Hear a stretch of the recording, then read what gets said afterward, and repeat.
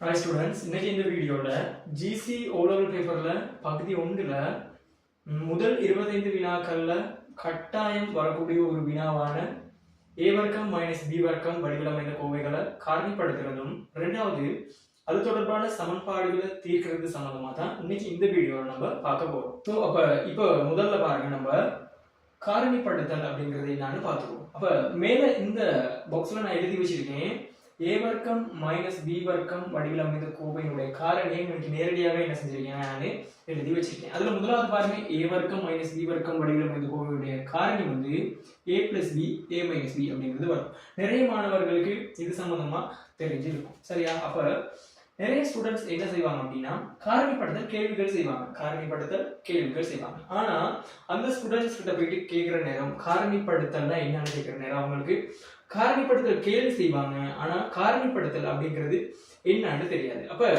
இதுல பாருங்க, நான் முதலாவது காரணிப்படுத்தல் அப்படிங்கிறது என்ன அப்படின்னு நான் சிம்பிளா நம்பர் வச்சுக்கிட்டு என்ன செய்வேன் சொல்லி காட்டுறேன். சின்ன கிளாஸஸ்ல எல்லாம் இந்த சம்பந்தமா நிறைய கேள்விகள் என்ன செஞ்சிருப்போம். ஓகேவா? இப்ப பாருங்க, 12 அப்படிங்கிற ஒரு நம்பர் ஒன்று எடுத்துக்குவோம். 12 அப்படிங்கிற ஒரு நம்பர் ஒன்று எடுத்துக்குவோம். இப்ப சின்ன கிளாஸஸ்ல இது சம்பந்தமா நம்ம படிச்சிருப்போம்.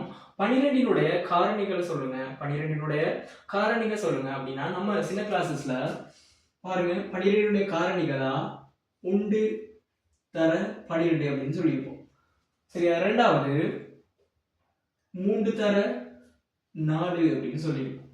மூன்றாவது 6 தர 2 அப்படின்னு சொல்லியிருப்போம். அப்போ 12னுடைய காரணிகள் கேட்கிற நேரம் நம்ம பாருங்க, 1 தர 12, 3 தர 4, 6 தர 2 அப்படின்னு ரெண்டு நம்பரை பெருக்கிறப்ப இந்த 12 வார மாதிரியான எண்கள் என்ன செய்யிருப்போம், 12ன் காரணிகளா சொல்லியிருப்போம். முழு எண்களா இருக்கும், பின்னங்களா இருக்காது, முழு எண்களா இருக்கும். அப்போ ஒரு எண்ணினுடைய காரணி கேட்டா நம்ம சின்ன கிளாஸஸ்ல என்ன செஞ்சிருப்போம்னா, 2 எண்களினுடைய பெருக்கமா எழுதியிருப்போம். 2 எண்களுடைய பெருக்கமா எழுதியிருப்போம். அப்ப இதுல பாருங்க, இந்த பாருங்க, 2 அப்படிங்கிறது 12 உருவாகிறதுக்கு ஒரு காரணமா இருக்கா. அதே மாதிரி 4 அப்படிங்கிறது இந்த 12 உருவாகிறதுக்கு ஒரு காரணமா இருக்கா. அதே மாதிரி பாருங்க, இந்த 1 அப்படிங்கிறது 12 உருவாகிறதுக்கு காரணமா இருக்கா. ஆகவே 12 உருவாகிறதுக்கு இந்த முழு எண்கள்லாம் காரணமா இருக்கிறதுனால இந்த எண்களை எல்லாம் தான் நம்ம சொல்றது 12னுடைய காரணிகள் அப்படின்னு சொல்லுவோம். அப்போ 12 காரணிப்படுத்துங்க அப்படின்னா நம்ம 2 எண்களுடைய பெருக்கமா எழுதுவோம். அதுதான் என்னது, காரணிப்படுத்தல். அப்ப சிம்பிளா காரணிப்படுத்தல் அப்படிங்கிறது ஒரு தனி எண்ணை 2 எண்களினுடைய பெருக்கமா எழுதுறது தான் நம்ம சொல்றது காரணிப்படுத்தல் அப்படின்னு சொல்றது. ஒரு தனி எண்ணை 2 எண்களினுடைய பெருக்கமா எழுதுறது தான் நம்ம சொல்றது காரணிப்படுத்தல். இப்போ உங்களுக்கு காரணிப்படுத்தல் சம்பந்தமான ஐடியா ஒன்று வந்திருக்கும். அடுத்தது இந்த கேள்வி செய்யறதுக்கு சுட்டி வலு சம்பந்தமான சின்ன ஒரு ஐடியா ஒன்று நமக்கு தேவை. அது வந்து நான் சொல்றேன் பாருங்க. இப்போ உதாரணத்துக்கு சுட்டி வலு சம்பந்தமா நம்ம படிச்சிருப்போம். நான் சிம்பிளா எழுதுறேன் பாருங்க. இது சொல்லுவோம் ரெண்டாம் வலு அப்படின்னு சொல்லுவோம், சரி? சுட்டி மடக்கைகள் படிக்கிற நேரம் இது சம்பந்தமா படிச்சிருப்போம். இதுல கீழே உள்ளதை சொல்லுவாங்க அடி, மேல உள்ளதை சொல்லுவாங்க சுட்டி அப்படின்னு சொல்லுவாங்க, அல்லது வலு அப்படின்னு சொல்லுவாங்க, சரியா?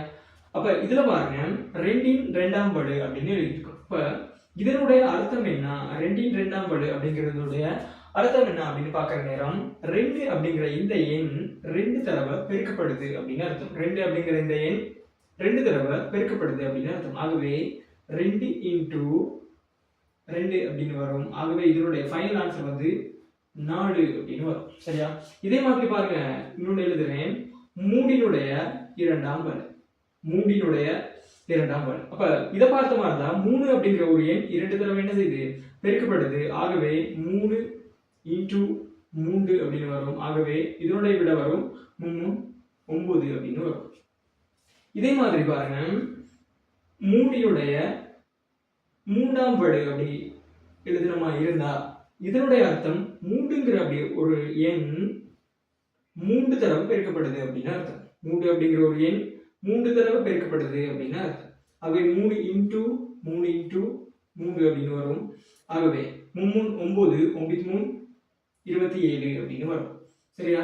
ஆகவே இதுல பார்த்தோமா இருந்தா அந்த பாருங்க, இந்த எண்ணை இந்த மாதிரி சுட்டி வடிவில் எழுதிக்கலாம். அதே மாதிரி 9 அப்படிங்கிற ஒரு எண்ணை இந்த மாதிரி என்ன செய்யலாம், சுட்டி வடிவில் எழுதிக்கலாம்.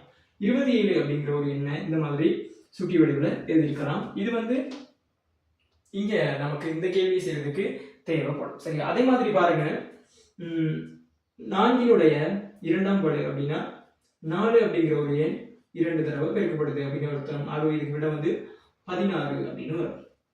ஓகேவா?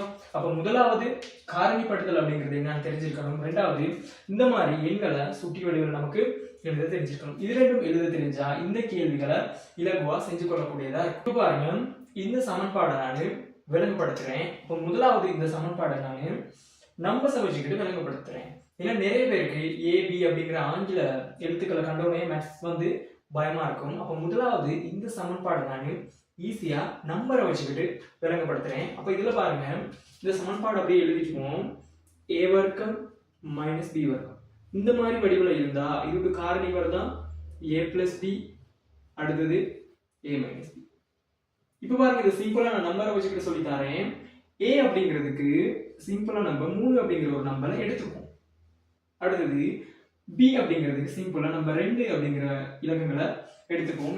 இலக்கங்களை வச்சு படிக்கிற நேரம் தான் நமக்கு ஈஸியா விளங்கும். இன்னொன்று பேசிக்கா ஏபி அப்படிங்கிறது அச்சர கணிதங்கள் தான் சொல்லுவோம். அப்ப அச்சர கணிதங்கள்னா ஏதோ ஒரு நம்பர் தான், அந்த நம்பர் என்னன்னு நமக்கு தெரியாது. சரி, இப்ப பாருங்க, ஏ அப்படிங்கிறது 3, ஆகவே இன்னைக்கு இருக்கு 3னுடைய வர்க்கம் மைனஸ் பி அப்படிங்கிறதுக்கு 2 போட்டிருக்கோம், ஆகவே 2னுடைய வர்க்கம். அப்ப இந்த பகுதியில இந்த வடிவிலான ஒரு எண் தான் இருக்கு. சரி, அப்ப இதுக்கு பெருமானம் போட்டு பார்த்தமா இருந்தா 3னுடைய வர்க்கம் வரும் 9 மைனஸ் 2னுடைய வர்க்கம் வரும் 4, ஆகவே 9ல 4 போனா 5. ஆகவே இந்த பக்கம் இருக்கிறது 5 அப்படிங்கிற ஒரு நம்பர். நம்ம ஏக்கு 3ஐயும் பிக்கு 2ஐயும் பிரதிட்டு எடுத்த மாதிரி இந்த பக்கம் இருக்கிறது 5. இப்ப நம்ம காரணிப்படுத்தல் அப்படின்னா என்னன்னு படிச்சோம்? ஒரு இலக்கத்தை 2 இலக்கத்தினுடைய பெருக்கமா எழுதுனா அதான் சொல்றது காரணிப்படுத்தல் அப்படின்னு. அப்ப இங்க அது சரியா வருதா அப்படின்னு பார்ப்போம். இப்ப பாருங்க, இந்த வடிவுல இருந்தா இதனுடைய காரணி இவ்வாறு அமைது. இப்ப இதுக்கு போட்டு பார்த்தோமா இருந்தா முதலாவது பாருங்க, இன்னைக்கு இருக்கு a பிளஸ் b. அதாவது இந்த இடத்துல நம்ம a 3ஐயும் b 2ஐயும் கருதி இருக்கோம். ஆகவே இதுக்கு பிரதியிடமா இருந்தா aங்கிற இடத்துக்கு 3 வரும் பிளஸ் bங்கிற இடத்துக்கு 2 வரும். அதே மாதிரி இந்த பக்கம் போட்டோமா இருந்தா aங்கிற இடத்துக்கு 3 வரும் மைனஸ் bங்கிற இடத்துக்கு 2 வரும். ஓகேவா? இப்ப இது சுருக்கணமா இருந்தா அந்த பாருங்க, 3ஓட 2 கூட்டுற நேரம் நமக்கு விட வரும் 5 இன்டு 3ல 2 போறப்ப விட வரும் 1. சரியா? அப்ப இன்னைக்கு பாருங்க, லாஸ்ட் இன்னைக்கு எழுதுறேன் 5ங்கிற ஒரு எண்ணை இந்த பாருங்க 5 இன்டு 1 அப்படின்னு எழுதியிருக்கோம். சரியா? அப்ப இந்த ஃபார்முலா படி இந்த பாருங்க, இது ஒரு எண், இந்த எண்ணை 2 எண்களுடைய பெருக்கமா எழுதியிருக்கோம். இப்ப விளங்குதா? இதுதான் சொல்றது காரணிப்படுத்தல் அப்படின்னு சொல்றது. அப்ப இன்னைக்கு a வர்க்கம் b வர்க்கம் அப்படிங்கிற பெருசா இருந்தா என்ன, நல்ல நல்ல நம்ம உன்னிப்பா பார்த்தமா இருந்தா இது அடிப்படையில் என்னது ஒரு எண். அப்ப இந்த ஒரு எண்ணை நம்ம 2 எண்களுடைய பெருக்கமா எழுதியிருக்கோம். இதுதான் சொல்றது காரணிப்படுத்தல் அப்படின்னு சொல்றது. இப்ப பாருங்க, காரணிப்படுத்தல் சம்பந்தமான ஒரு ஐடியா வந்து நமக்கு வந்திருக்கும். இப்ப இந்த ஐடியாவை வச்சுக்கிட்டு எக்ஸாம்க்கு வர மாதிரியான கேள்விகளை ட்ரை பண்ணி பார்ப்போம் எவ்வளவு ஈஸியா இருக்கு. அப்ப முதலாவது நான் எழுதுறேன் ஒரு கேள்வி,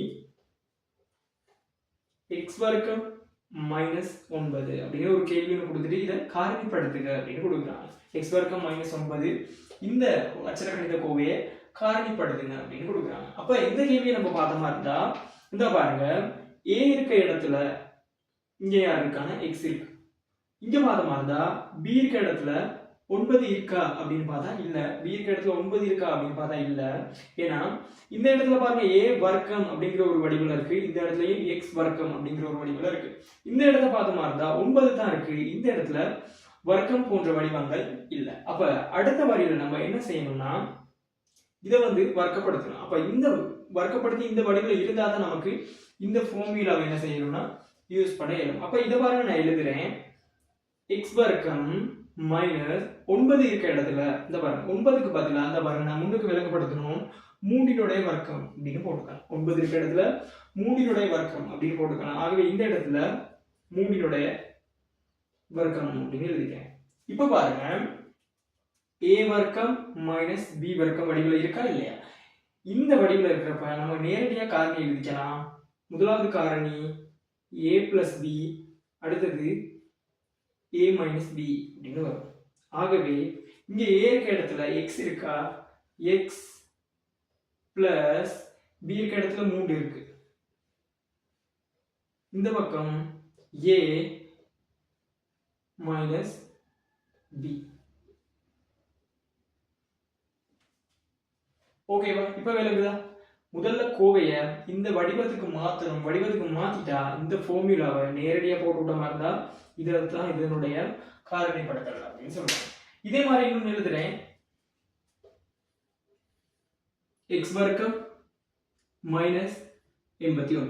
இதுக்கான ஆன்சரை நீங்க கமெண்ட்ல வீடியோ இப்படி வச்சுட்டு செஞ்சுட்டு கமெண்ட்ல போட்டு விடுங்க. நான் இதுக்கான ஆன்சரை செஞ்சு விடுறேன். இப்ப பாருங்க, a வர்க்கம் வடிவில் இருக்கு மைனஸ் இங்க b வர்க்கம் வடிவில் இருக்கா அப்படின்னு பார்த்தா இல்ல. ஆகவே இதை என்ன செய்யணும்னா b வர்க்கம் வடிவில் எழுதணும். அப்ப முதலாவது பாருங்க, x வர்க்கம் மைனஸ் b இருக்க இடத்துல யார் இருக்கான்னா 81 இருக்கு. அப்ப கிடைக்கு வர்க்கம் வடிவில் எழுதணும். ஆகவே 81 அந்த மாதிரி எழுதுறப்ப 9 வர்க்கம் அப்படின்னு வரும். 9 வர்க்கம் அப்படின்னு வரும். 9 2 முறை பெருக்கிறப்ப விட 81 வரும். சரியா? அப்ப இதுக்கப்புறம் பாருங்க, a வர்க்கம் மைனஸ் b வர்க்கம் வடிவில் இருக்கு. ஆகவே நேரடியாக அந்த ஃபார்முலா என்ன செய்யலாம், பயன்படுத்தலாம். ஆகவே a plus b a minus b. சரியா? அப்ப அடுத்து நான் 2 கேள்வி எழுதி விடுறேன். அதனுடைய ஆன்சர்ஸை நீங்க கமெண்ட்ல போட்டு விடுங்க. மூன்றாவது வினா,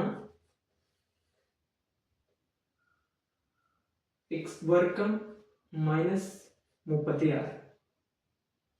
நான்காவது வினா 100 மைனஸ் a வர்க்கம். ஓகேவா? இதனுடைய ஆன்சர்ஸை கமெண்ட்ல போட்டு விடுங்க.